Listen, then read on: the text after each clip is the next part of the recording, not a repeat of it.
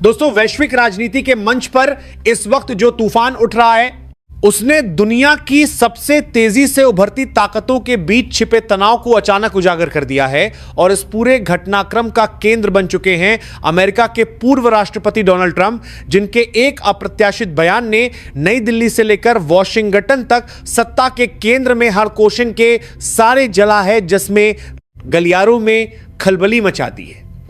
जिस व्यापार समझौते को अब तक लगभग तय माना जा रहा था, जिसे अंतर्राष्ट्रीय बाजारों में स्थिरता का संकेत समझा जा रहा था, वही डील अब एक रहस्यमय धुंध में लिपटी हुई दिखाई दे रही है, क्योंकि ट्रंप ने अचानक सार्वजनिक मंच से यह दावा कर दिया कि भारत ने अमेरिकी कृषि उत्पादों के लिए अपने बाजार लगभग पूरी तरह खोल दिए हैं और शुल्क लगभग खत्म कर दिए गए हैं। उन्होंने इसे अपनी सबसे बड़ी कूटनीतिक जीतों में से एक बताया, लेकिन हैरानी की बात यह रही कि नई दिल्ली की ओर से इस दावे पर कोई प्रतिक्रिया नहीं आई, कोई पुष्टि नहीं हुई, कोई खंडन नहीं हुआ, बस एक गहरी और खामोश चुप्पी छा गई। और अंतर्राष्ट्रीय राजनीति में जब एक पक्ष जश्न मनाए और दूसरा पक्ष पूरी तरह शांत रहे, तो यह संकेत होता है कि कहानी जितनी दिखाई दे रही है उससे कहीं ज्यादा गहरी है। यह चुप्पी सामान्य नहीं थी।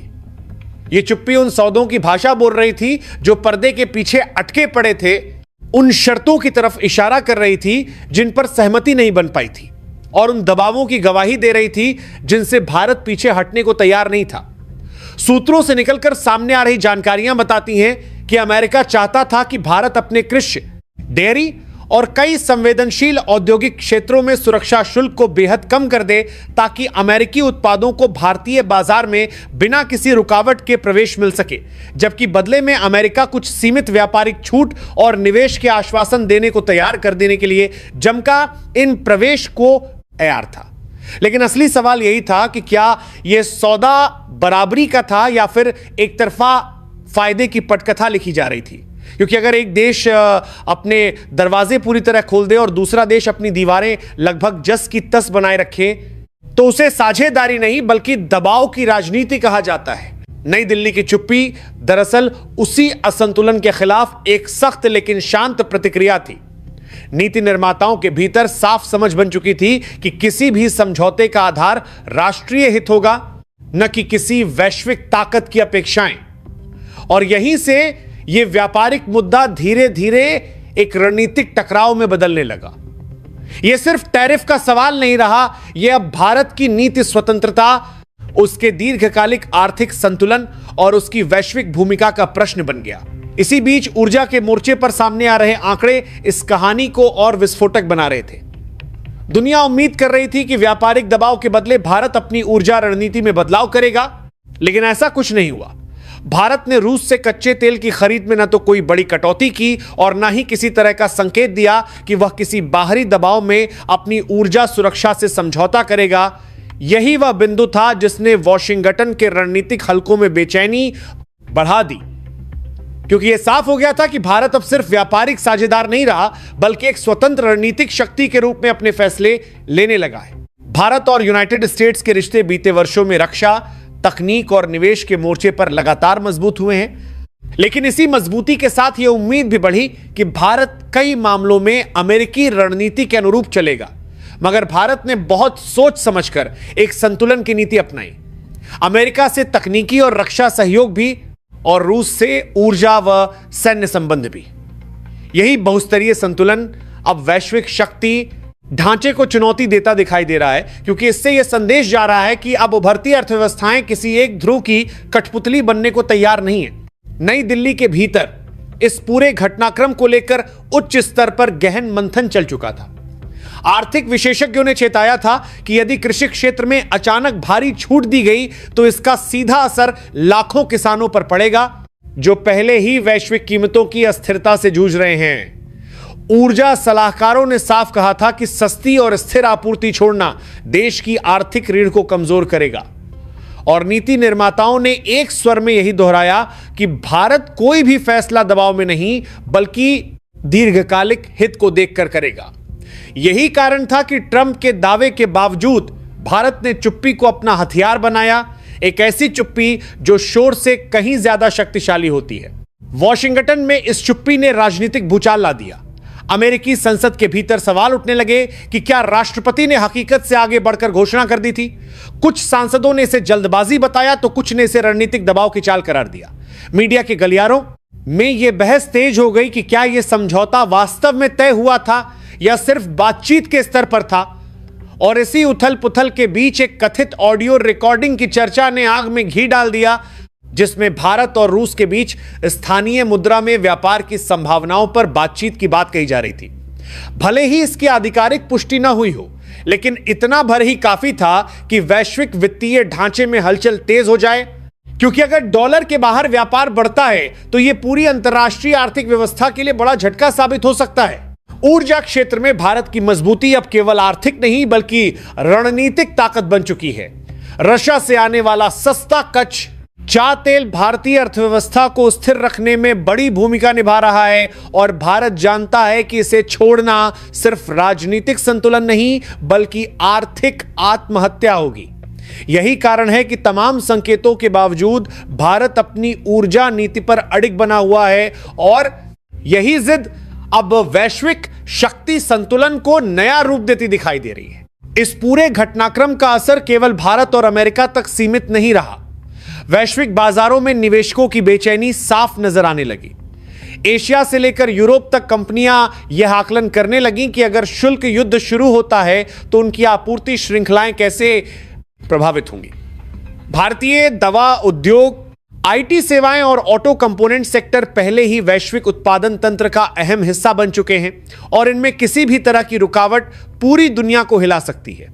यही वजह है कि खुद अमेरिकी उद्योग समूह भी कठोर कदमों के खिलाफ चेतावनी देने लगे, क्योंकि उन्हें समझ आ गया था कि राजनीतिक फायदे के लिए उठाया गया एक कदम आर्थिक तबाही भी ला सकता है। इसी बीच भारत ने चुपचाप अपने विकल्प सक्रिय करने शुरू कर दिए। नए बाजारों से संपर्क बढ़ाया गया, बहुपक्षीय मंचों पर साझेदारी को तेज किया गया, घरेलू उत्पादन को मजबूत करने की योजनाओं को गति दी गई। संदेश साफ था, अगर दबाव बढ़ेगा तो भारत अकेला नहीं रहेगा, उसके पास रास्ते होंगे। और इसी संदर्भ में ब्रिक्स जैसे मंचों की अहमियत अचानक बढ़ती नजर आने लगी, जहां स्थानीय मुद्राओं में व्यापार और वैकल्पिक वित्तीय ढांचे पर चर्चा पहले से कहीं तेज हो चुकी है। जैसे ही इस टकराव के संकेत खुले मंचों पर दिखने लगे, वैसे ही दुनिया के वित्तीय बाजारों ने भी खतरे की घंटी बजाना शुरू कर दिया। शेयर बाजारों में हलचल तेज हो गई, निवेशकों की निगाहें हर बयान पर टिक गईं और अंतर्राष्ट्रीय विश्लेषकों ने साफ कह दिया कि यह सिर्फ एक व्यापारिक मतभेद नहीं बल्कि संभावित आर्थिक तूफान की शुरुआत हो सकती है, क्योंकि जब दुनिया की बड़ी अर्थव्यवस्थाएं आमने सामने आती हैं तो उसका असर केवल समझौतों तक सीमित नहीं रहता बल्कि उत्पादन, निवेश और उपभोक्ता भरोसे तक पहुंचता है। इस तनाव का सबसे बड़ा डर यह था कि अगर शुल्क युद्ध शुरू हुआ तो वैश्विक सप्लाई चेन में ऐसी दरार पड़ेगी जिसे भरने में वर्षों लग सकते हैं। अमेरिकी उद्योग जगत के भीतर अब डर खुलकर सामने आने लगा था। दवा कंपनियां चिंतित थीं कि भारत से आने वाली सस्ती जेनेरिक दवाओं पर शुल्क बढ़ा तो अमेरिकी स्वास्थ्य खर्च आसमान छू सकता है। टेक कंपनियां परेशान थीं कि आईटी सेवाओं में बाधा आई तो डिजिटल इंफ्रास्ट्रक्चर की लागत कई गुना बढ़ जाएगी। ऑटो सेक्टर को डर था कि भारतीय कंपोनेंट्स महंगे हुए तो उत्पादन ठप हो सकता है। यानी जिस दबाव से भारत को झुकाने की कोशिश की जा रही थी, वही दबाव धीरे धीरे अमेरिकी अर्थव्यवस्था के गले की फांस बनता जा रहा था। इसी बीच नई दिल्ली के भीतर रणनीतिक हलचल अब तेज रफ्तार पकड़ चुकी थी। सरकार के शीर्ष स्तरों पर यह साफ कर दिया गया था कि किसी भी सूरत में राष्ट्रीय हितों से समझौता नहीं होगा। कृषि क्षेत्र को ढाल बनाकर विदेशी कंपनियों के लिए बाजार खोल देना राजनीतिक और सामाजिक दोनों ही स्तर पर विस्फोटक साबित हो सकता था। लाखों किसानों की रोजी रोटी दांव पर लग सकती थी और यही कारण था कि किसी भी जल्दबाजी को सीधे खारिज कर दिया गया। भारत जानता था कि एक बार अगर घरेलू बाजार विदेशी सस्ते उत्पादों से भर गया तो स्थानीय उत्पादन को संभलने में दशकों लग सकते हैं। किसानों का मुद्दा अब केवल घरेलू राजनीति नहीं रहा था, बल्कि यह भारत की बातचीत की सबसे मजबूत ढाल बन चुका था। नीति निर्माता साफ कह रहे थे कि जिस देश की आधी से ज्यादा आबादी प्रत्यक्ष या अप्रत्यक्ष रूप से कृषि पर निर्भर हो, वह किसी अंतर्राष्ट्रीय दबाव में अपने किसानों को बाजार की बलि नहीं चढ़ा सकता। और यही बात अमेरिका के प्रस्ताव को भीतर ही भीतर कमजोर कर रही थी। ऊर्जा मोर्चे पर स्थिति और भी ज्यादा संवेदनशील होती जा रही थी। भारत को अच्छी तरह पता था कि अगर उसने सस्ते रूसी तेल को छोड़ा तो महंगाई तुरंत विस्फोटक स्तर पर पहुंच सकती है। पेट्रोल डीजल से लेकर रोजमर्रा की जरूरतों तक सब कुछ महंगा हो जाता और इसका राजनीतिक असर भी गहरा होता। यही कारण था कि चाहे कितनी भी कूटनीतिक फुसफुसाहट हो, भारत अपनी ऊर्जा नीति पर अडिग रहा। यह केवल व्यापारिक निर्णय नहीं था, यह आर्थिक स्थिरता और राष्ट्रीय सुरक्षा दोनों से जुड़ा हुआ कदम था। इसी अड़ियल संतुलन ने भारत को एक नए वर्ग में खड़ा कर दिया, एक ऐसा देश जो सहयोग करता है लेकिन दबाव में झुकता नहीं। यही वजह थी कि दुनिया के कई उभरते राष्ट्र इस घटनाक्रम को ध्यान से देख रहे थे। उन्हें लग रहा था कि अगर भारत इस तूफान में संतुलन बनाए रखने में सफल होता है तो यह बाकी देशों के लिए भी रास्ता खोल सकता है कि वे महाशक्तियों के सामने अपने हितों की रक्षा कर सके। अब इस पूरे घटनाक्रम में एक और बड़ा मोड़ तब आया जब वैकल्पिक वैश्विक ढांचे की चर्चा तेज होने लगी। डॉलर आधारित व्यापार प्रणाली पर निर्भरता कम करने की बातें, जो अब तक सिर्फ बैठकों तक सीमित थीं, वे अब रणनीतिक योजनाओं में बदलने लगी। स्थानीय मुद्राओं में लेन देन, नए भुगतान तंत्र और बहुपक्षीय बैंकिंग ढांचों पर काम तेज होने लगा। यह वही बिंदु था जहां यह टकराव सिर्फ भारत अमेरिका तक सीमित न रहकर पूरी वैश्विक आर्थिक व्यवस्था के भविष्य से जुड़ गया। इस पृष्ठभूमि में ब्रिक्स जैसे मंच अचानक बेहद महत्वपूर्ण हो गए। यहां सदस्य देश न सिर्फ व्यापार बल्कि वित्तीय स्वतंत्रता पर भी गंभीरता से विचार करने लगे। अगर ये प्रयास सफल होते हैं तो आने वाले वर्षों में वैश्विक शक्ति संतुलन पूरी तरह बदल सकता है, जहां एक मुद्रा या एक देश का वर्चस्व धीरे धीरे कमजोर पड़ने लगेगा। वॉशिंगटन में इस बदलाव की आहट साफ सुनाई देने लगी थी। रणनीतिक विशेषज्ञ खुलकर कहने लगे थे कि अगर भारत जैसे देश वैकल्पिक ढांचे की ओर बढ़े तो अमेरिका की आर्थिक पकड़ धीरे धीरे ढीली पड़ सकती है। यही डर इस पूरे दबाव अभियान के पीछे की असली वजह बनता दिखाई देने लगा। यह सिर्फ टैरिफ का खेल नहीं था, यह नेतृत्व और नियंत्रण का संघर्ष था। इधर भारत की रणनीति अब और भी स्पष्ट होती जा रही थी। शांति से आगे बढ़ो, लेकिन तैयारी पूरी रखो। वैकल्पिक बाजार, मजबूत घरेलू उत्पादन, ऊर्जा सुरक्षा और बहुपक्षीय सहयोग, हर मोर्चे पर एक साथ काम चल रहा था।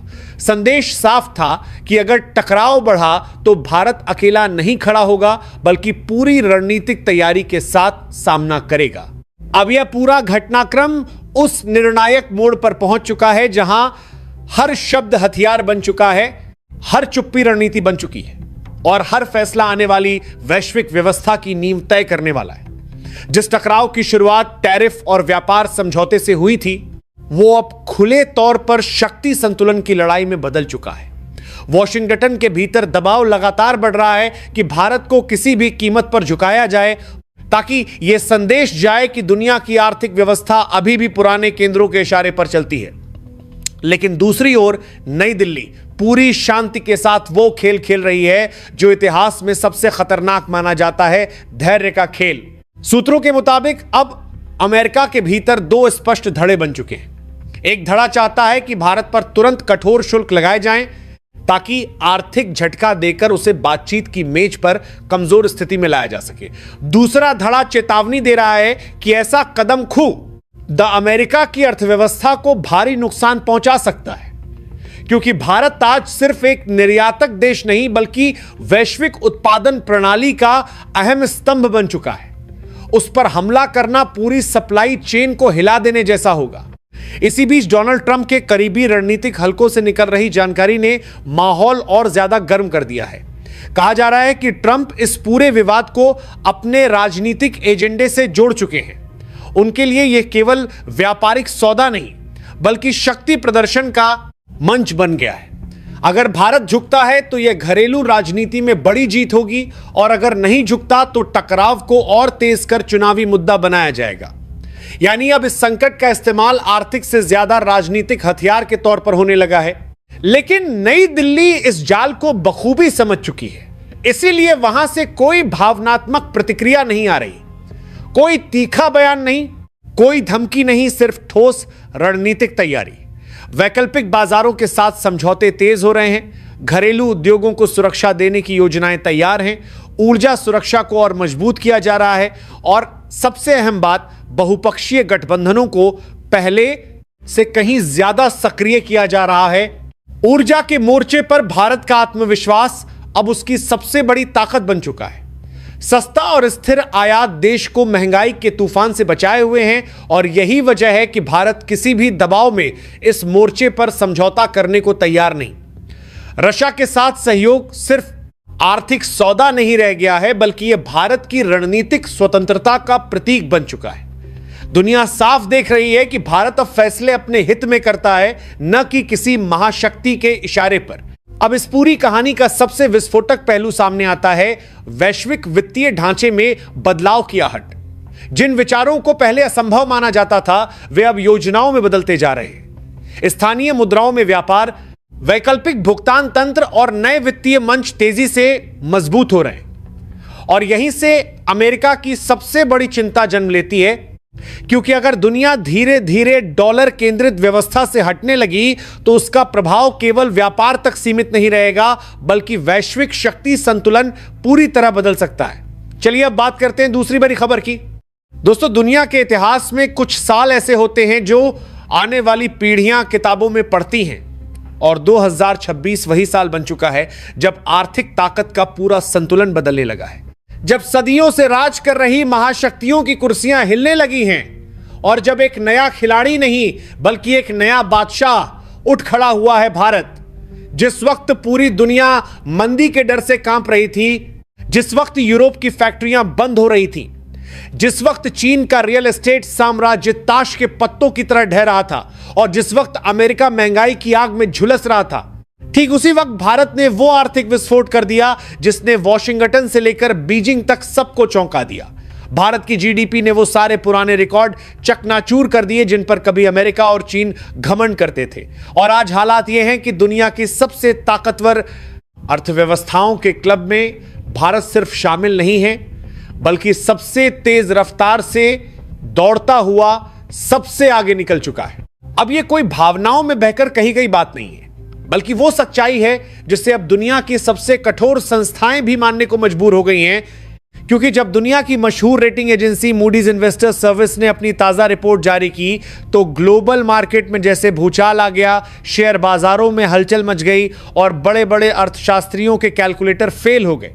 क्योंकि इस रिपोर्ट में साफ साफ कहा गया कि आने वाले वर्षों में पूरी दुनिया में सबसे तेज बढ़ती अर्थव्यवस्था कोई और नहीं बल्कि भारत बनने जा रहा है और 2027 तक भारत गबीस के सभी देशों को पीछे छोड़ देगा। वही गबीस जिसमें वो देश शामिल हैं जिन्हें दशकों से दुनिया का मालिक समझा जाता रहा है, जैसे यूनाइटेड स्टेट्स और चाइना। लेकिन अब तस्वीर पलट चुकी है और जो देश कभी भारत को गरीब और पिछड़ा कहकर तंज कसते थे, आज वही भारत की रफ्तार देखकर घबराए हुए हैं। सोचिए जरा, जिस दौर में पूरी दुनिया 1 या 2% ग्रोथ के लिए तरस रही है, उस दौर में भारत 6% से ज्यादा की रफ्तार से आगे बढ़ रहा है। और यह सिर्फ एक नंबर नहीं है, बल्कि वो आर्थिक सुनामी है जो आने वाले समय में पूरी दुनिया का नक्शा बदलने वाली है। क्योंकि जब किसी देश की ग्रोथ इतनी तेज होती है तो वो सिर्फ अमीर नहीं बनता, बल्कि नियम भी वही बनाता है, बाजार भी वही चलाता है और दुनिया की दिशा भी वही तय करता है। यही वजह है कि आज भारत सिर्फ उभरती हुई ताकत नहीं रह गया है, बल्कि अगला ग्लोबल बॉस बनने की तरफ बढ़ चुका है। मूडीज की रिपोर्ट ने यह भी साफ कर दिया कि भारत अब वो पुराना भारत नहीं रहा जो दुनिया की मंदी से डर जाए या विदेशी संकटों से हिल जाए, बल्कि आज भारत की अर्थव्यवस्था इतनी मजबूत हो चुकी है कि चाहे दुनिया में युद्ध हो, तेल के दाम बढ़ें या बाजार गिरे, भारत अपनी रफ्तार से आगे बढ़ता रहेगा। और इसकी सबसे बड़ी ताकत है इसका अपना विशाल बाजार, इसके 140 करोड़ लोग जिनकी खरीदारी, निवेश और खर्च आज भारत की अर्थव्यवस्था को ऐसा इंजन दे चुके हैं जिसे कोई मंदी रोक नहीं सकती। जहां चीन को अपनी फैक्ट्रियों का माल बेचने के लिए अमेरिका और यूरोप की जरूरत पड़ती है, वहीं भारत अपनी अर्थव्यवस्था अपने ही दम पर चला रहा है और यही बात दुनिया को सबसे ज्यादा डरा रही है। और जब इस पूरी कहानी में भारत के अपने केंद्रीय bank reserve bank of India के आंकड़े जुड़े तो तस्वीर और भी खतरनाक हो गई, क्योंकि आरबीआई ने जो अनुमान पेश किए उन्होंने यह साबित कर दिया कि भारत की ग्रोथ आने वाले समय में और भी तेज होने वाली है। सर्विस सेक्टर से लेकर मैन्युफैक्चरिंग और खेती तक हर इंजन पूरी ताकत से दौड़ रहा है और वो 7% की ग्रोथ रेट अब सपना नहीं बल्कि हकीकत बनती जा रही है, जो आज की दुनिया में किसी चमत्कार से कम नहीं मानी जाती। अब जरा सोचिए, जब एक तरफ अमेरिका अपनी महंगाई से जूझ रहा है, जब चीन अपने कर्ज और गिरते बाजारों से परेशान है और जब यूरोप आर्थिक संकट में फंसा हुआ है, उसी वक्त भारत पूरी दुनिया के लिए उम्मीद नहीं बल्कि खतरा बन चुका है। खतरा उन पुरानी ताकतों के लिए जो सदियों से दुनिया पर राज करती आई हैं, क्योंकि इतिहास गवाह है कि जब कोई नई आर्थिक शक्ति उठती है तो पुरानी ताकतों का पतन तय होता है। अब सवाल यह नहीं रह गया कि भारत आगे बढ़ रहा है या नहीं, असली सवाल यह है कि आखिर भारत के पास वो कौन सी ताकत आ गई है जिसने पूरी दुनिया की अर्थव्यवस्था के गणित को उलट दिया। वो कौन सा फॉर्मूला है जिसने मंदी के दौर में भी भारत को रॉकेट की तरह ऊपर उछाल दिया। क्योंकि इतिहास गवाह है कि सिर्फ किस्मत के भरोसे कोई देश सुपर पावर नहीं बनता, इसके पीछे होती है सालों की रणनीति, सटीक फैसले और वो सुधार जिनकी हिम्मत बहुत कम देश कर पाते हैं। और आज दुनिया मान रही है कि भारत ने वही किया है जो दूसरे देश सोचते रह गए। दुनिया की मशहूर rating agency Moody's investor service ने अपनी रिपोर्ट में जिस सबसे बड़ी ताकत की तरफ इशारा किया है वो है भारत की घरेलू मांग, यानी भारत का अपना विशाल बाजार। क्योंकि जहां पूरी दुनिया अपनी चीजें बेचने के लिए दूसरे देशों पर निर्भर रहती है, वहीं भारत अपने 140 करोड़ लोगों के दम पर अपनी अर्थव्यवस्था को खुद चला रहा है। जब भारत का आम आदमी बाजार जाता है, घर बनाता है, गाड़ी खरीदता है, मोबाइल बदलता है या त्योहारों पर खुलकर खर्च करता है, तो वो सिर्फ अपने लिए नहीं बल्कि पूरी भारतीय इकोनॉमी के लिए इंजन का काम करता है। यही वजह है कि जब अमेरिका और यूरोप में लोग डर के मारे खर्च बंद कर रहे थे, तब भारत में बाजार गुलजार थे और फैक्ट्रियां पूरी रफ्तार से चल रही थी। मूडीज ने साफ कहा है कि भारत की ग्रोथ का सबसे मजबूत आधार उसका स्टेबल डोमेस्टिक कंजम्पशन है, यानी भारत किसी एक्सपोर्ट पर टिके देश की तरह कमजोर नहीं है। चीन को अपना माल बेचने के लिए विदेशी बाजार चाहिए, लेकिन भारत खुद एक चलता फिरता सुपरमार्केट है जहां हर सेक्टर में मांग बनी रहती है और यही मांग किसी भी आर्थिक संकट के सामने ढाल बन जाती है। यही वजह है कि दुनिया की मंदी भारत को छू तक नहीं पाई, बल्कि भारत उस दौर में भी नई ऊंचाइयों पर चढ़ता गया। लेकिन कहानी यहीं खत्म नहीं होती। असली गेम चेंजर वो फैसले रहे जिन्होंने भारत की इकोनॉमी की रीढ़ ही बदल दी। वो सुधार जिन पर कभी देश में हंगामा मच गया था, जिन पर विरोध हुआ था, जिन पर राजनीति हुई थी, लेकिन आज वही फैसले भारत की ताकत बन चुके हैं।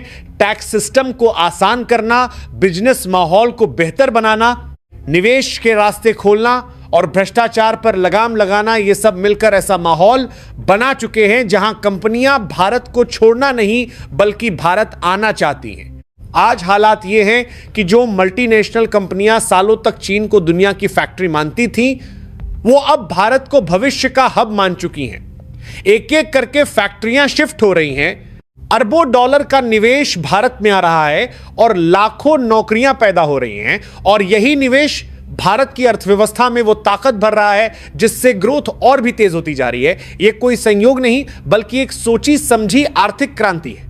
और जब इस पूरी तस्वीर में भारत के केंद्रीय bank reserve bank of India के आंकड़े जुड़े तो पूरी दुनिया को मानना पड़ा कि भारत सिर्फ तेजी से बढ़ नहीं रहा बल्कि बेहद मजबूत नींव पर खड़ा हो चुका है।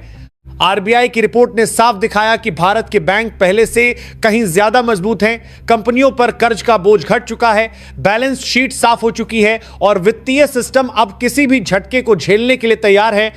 यही वजह है कि जब अमेरिका और यूरोप में बैंक गिर रहे थे, तब भारत का बैंकिंग सिस्टम चट्टान की तरह खड़ा रहा। आरबीआई ने जो ग्रोथ अनुमान पेश किए हैं वो किसी सपने जैसे लगते हैं, लेकिन हकीकत में जमीन पर दिखाई दे रहे हैं। 9% से लेकर 7% तक की रफ्तार वो स्तर है जिसे विकसित देश सिर्फ किताबों में देखते हैं, और भारत उसे असल जिंदगी में जी रहा है। सर्विस सेक्टर उड़ान भर रहा है, मैन्युफैक्चरिंग तेज हो चुकी है, इंफ्रास्ट्रक्चर का जाल पूरे देश में फैल रहा है और खेती भी पहले से ज्यादा मजबूत हो चुकी है। यानी भारत की इकोनॉमी अब एक इंजन नहीं बल्कि 3-3 इंजन वाली बुलेट ट्रेन बन चुकी है। और सबसे बड़ी बात यह है कि आने वाले 12 से 18 महीने भारत के लिए गोल्डन पीरियड बताए जा रहे हैं। मूडीज के मुताबिक इस दौरान भारत की वित्तीय हालत पूरी तरह स्थिर रहेगी, चाहे दुनिया में कितना भी तूफान क्यों ना आए, चाहे युद्ध हो, तेल महंगा हो या बाजार गिरे, भारत की ग्रोथ नहीं रुकेगी। यही स्थिरता निवेशकों के लिए सबसे बड़ा चुंबक होती है और यही वजह है कि विदेशी पैसा रिकॉर्ड स्तर पर भारत में आ रहा है। आज भारतीय कंपनियां इतनी मजबूत हो चुकी हैं कि वो सिर्फ सरवाइव नहीं कर रही बल्कि दुनिया की बड़ी कंपनियों को खरीदने की ताकत भी रखती हैं। एक वक्त था जब भारत कर्ज में डूबा रहता था, लेकिन आज भारत निवेश का स्वर्ग बन चुका है और यही बदलाव आने वाले समय में भारत को आर्थिक महाशक्ति नहीं बल्कि आर्थिक बादशाह बनाने की तरफ ले जा रहा है। अब तक आपने देखा कि कैसे भारत की अर्थव्यवस्था ने रफ्तार पकड़ी, कैसे दुनिया की सबसे सख्त एजेंसियों ने भारत की ताकत को स्वीकार किया, कैसे घरेलू मांग, निवेश और मजबूत बैंकिंग सिस्टम ने भारत को बुलेट ट्रेन बना दिया। लेकिन अब हम उस मोड़ पर पहुंच चुके हैं जहां कहानी सिर्फ ग्रोथ रेट की नहीं रह जाती बल्कि वैश्विक ताकत के असली खेल की बन जाती है, क्योंकि दुनिया में असली ताकत सिर्फ जीडीपी की नहीं होती बल्कि उस भरोसे की होती है जो पूरी दुनिया आपकी अर्थव्यवस्था पर करती है। और यही वो बिंदु है जहां से असली भूचाल शुरू होता है। दशकों तक दुनिया की आर्थिक व्यवस्था एक ही धुरी पर घूमती रही। डॉलर, व्यापार करना है तो डॉलर, तेल खरीदना है तो डॉलर, कर्ज लेना है तो डॉलर, यानी पूरी दुनिया की सांसें एक ही मुद्रा पर टिकी हुई थी। और इस व्यवस्था के केंद्र में था यूनाइटेड स्टेट्स, जिसने अपनी आर्थिक ताकत और सैन्य शक्ति के दम पर ग्लोबल फाइनेंशियल सिस्टम को नियंत्रित किया।